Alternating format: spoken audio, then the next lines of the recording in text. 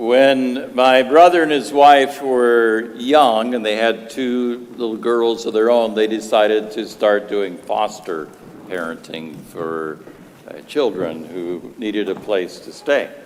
So they had lots of kids come and go through their house, and they ended up one day with these two little girls, 1.5 and 3, and in the end, they adopted them. Their mother oftentimes abandoned them, and so they would be alone for days at a time. So the county had intervened and taken them away from mom.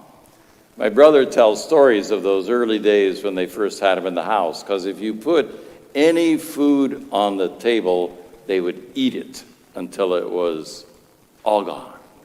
So no matter how much was there, they'd eat. If you put a gallon of milk on the table, they'd drink a gallon of milk, because they never knew when they would eat again, because they had had so many experiences of emptiness and hunger.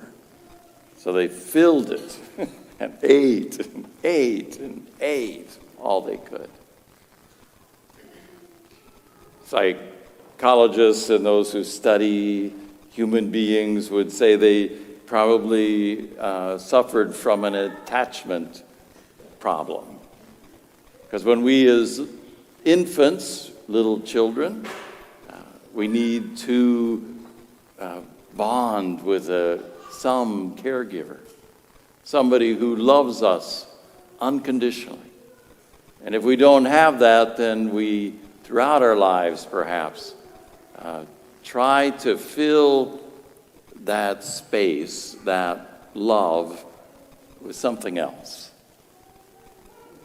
Perhaps with things, activities.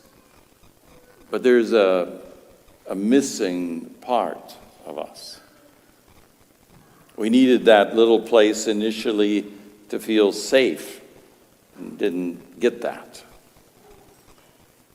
You can see it, with young ones today, infants. They perceive their world through the eyes and emotions of that primary caregiver. They oftentimes, like you watch a little kid fall down, and then he looks up, or she looks up at mom or dad to see if she or he should cry. Because you think, I don't know if I should cry or not. Am I hurt? You tell me I'm hurt. No, I'm not hurt. Then I'm okay. But if mom goes, then I'm going to cry too, because I see the world through their eyes.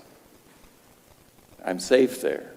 And in that safety, then I'm free to go out and do other things, to explore, to learn, to grow, to be in relationship with others, because I know I'm loved, I'm cared for.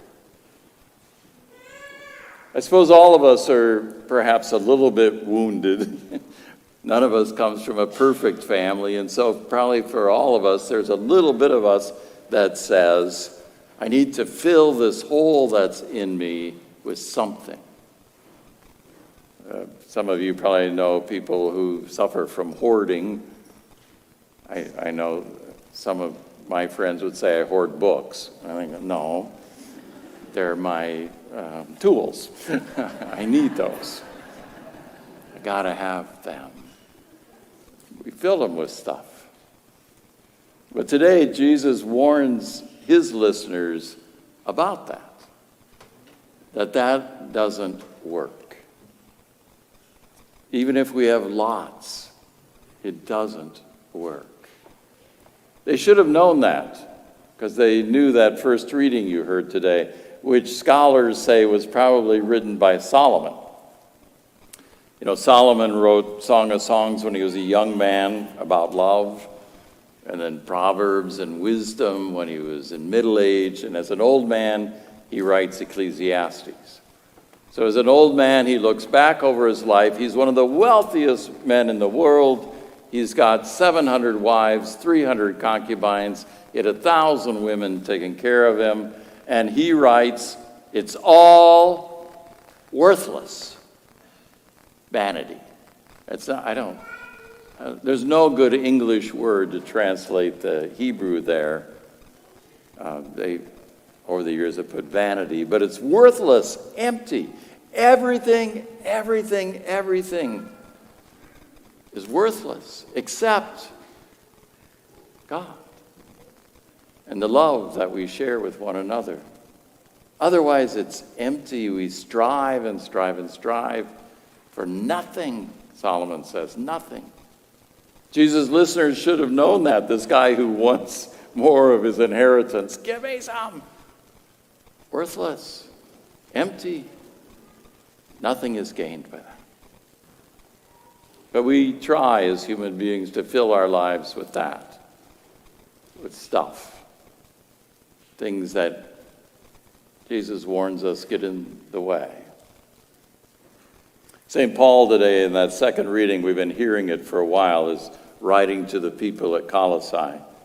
And today he's saying, hey, Jesus destroyed the worst thing, death. And so you should be free because you're filled then with Christ. Paul is using an image in Colossae about what God is doing with death, and he kind of uses the image of a parade. You know where parades came from? I know we're going to have one in a little while outside, but the origin of parades was the Roman Empire. And what they would do when they conquered another country, they would bring the generals and the soldiers to Rome for a parade.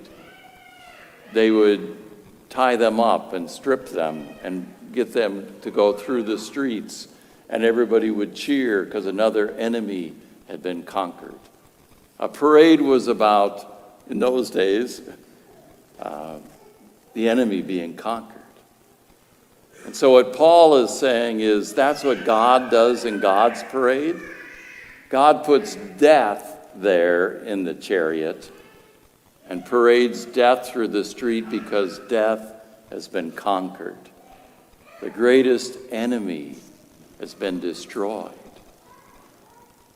If that's true, then we are free not to accumulate stuff, but free to love God and others in the way that Jesus teaches us. Today we celebrate this young woman who snuck out of her room back there and is going to go for a ride in a little bit. We celebrate the fact that she got it. She understood, as you heard in that story before Mass today. She understands that she's free.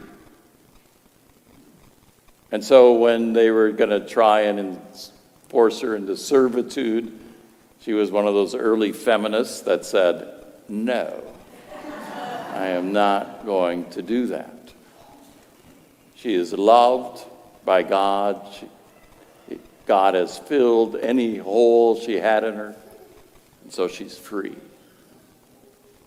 Free to live with the dignity that God gave her.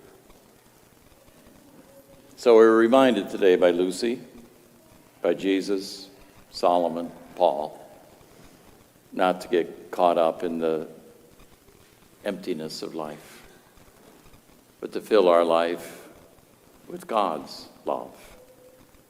And then be free, finally, free.